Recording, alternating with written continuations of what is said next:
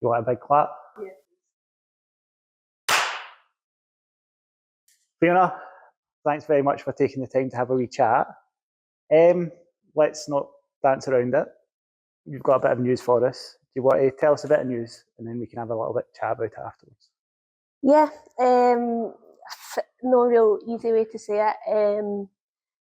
I'm going to be retiring at the end of the season. Some people might be shocked, some people probably fully understand. It's not probably what I want, but with the injury history I've had, and yeah, I'm only 30 years old and there's not a lot of risk left to be taken. One thing that is important to say is that the surgery's gone really well. The rehab's been really good and gone really well. My body's responded really well. But if the risk is that I could easily get injured again, and with my body type and my history, I can't really afford to do that because there's not really much that could be done. So it's been a really tough choice to make, but for the sake of my future, and yeah. When did you kind of realise that this was kind of a decision you were going to have to make? At the time when it happened, I think Hales and the Lee came over to me on the pitch and I said there and then, I was like, it's done, it's over.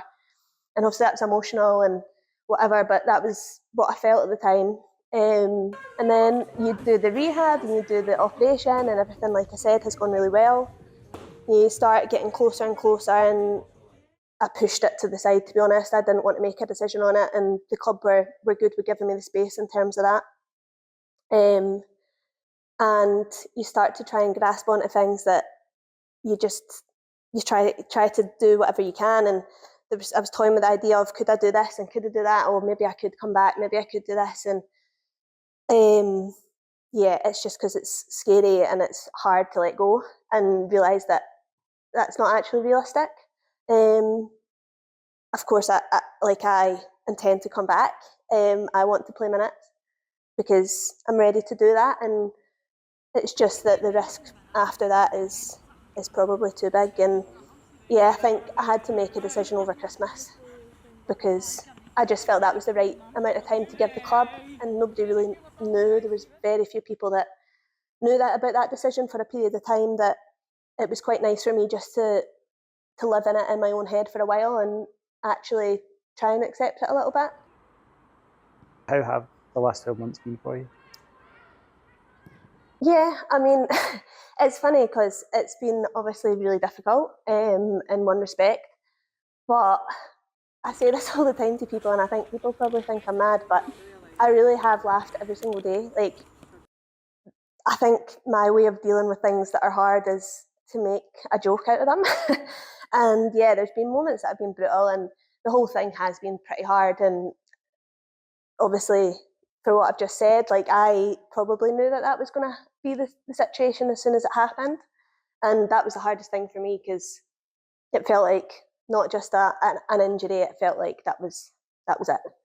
And I think I'm really, really happy that I was here and I was home, because I've come in here every day, and like I say, like, you know, that dressing room, and it's so silly. Like, the people that I'm with every day, like, we just have such a laugh, and they've picked me up when I've needed it, and we've made light of a lot of situations, which has been honestly a saving grace for me.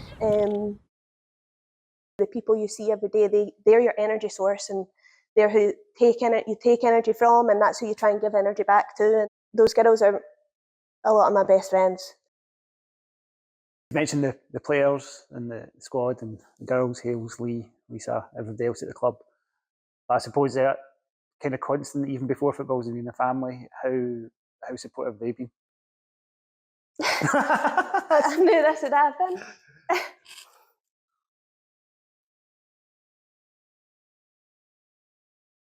Oh, this was a bad idea, Chris. What a tissue. That's alright, this is dirty anyway. Yeah, they've been amazing.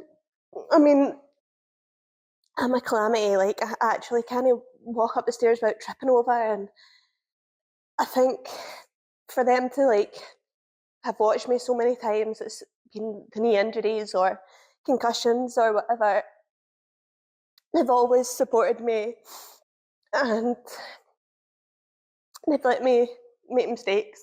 I'm really thankful that even from a young age they drove miles, like ate their dinner in the car, and I think everyone has that same story, and that's why we've all managed to get to a decent level, is that their parents took a chance and actually put in so much time and effort for them.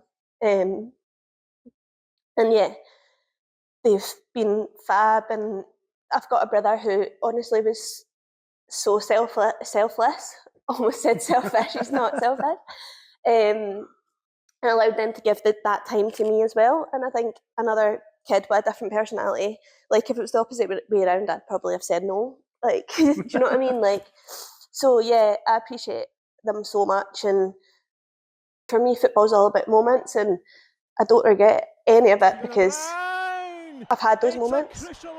And I think I just hope that all the turmoil I've put them through has been made up for because they've managed to share those moments with me.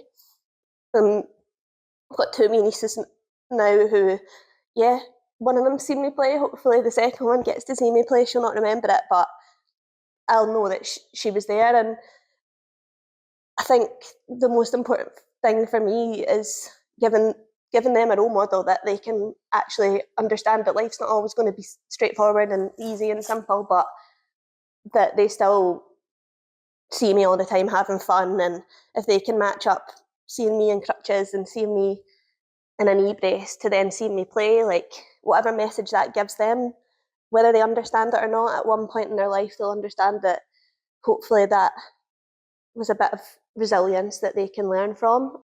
My boyfriend Lewis, he's had to put up with me this whole year, and that's definitely not been easy. And he says himself he hates watching, and like I know that comes from a place of love, but yeah, it's not been easy for any of them. And everyone obviously says to me that I've been the strong one and whatever, but so have they.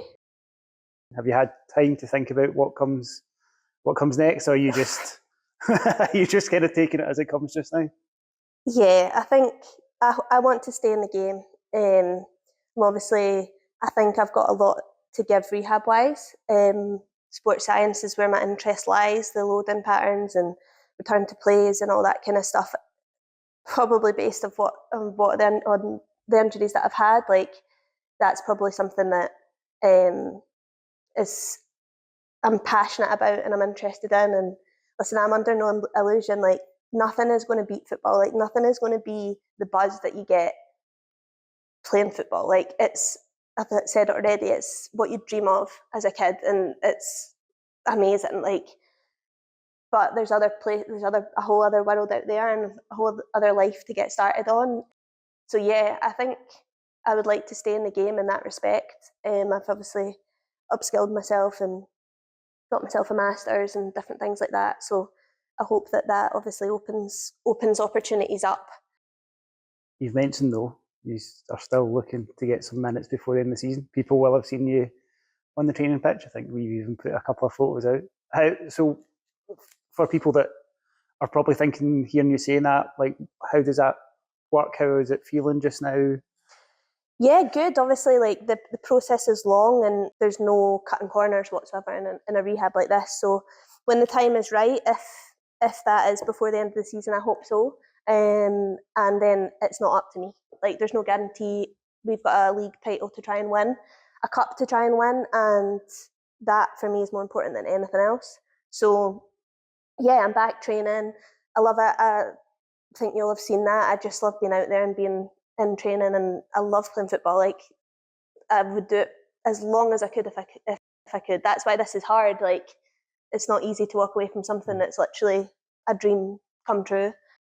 It is going to be emotional, and I know that. And once I can start actually sit back and relax and actually look, I'm going to probably just be proud of what I've done. Because if you'd honestly told me when I was younger, just listed it out what I would do, I would have bit your hand off. And to have done that despite having 6 massive operations, I'm chuffed, like genuinely chuffed. And I think in time I'll be able to actually just see it as that instead of being annoyed that I can't play. Because listen, there's a lot of people that have to retire way before me. I've had a good run.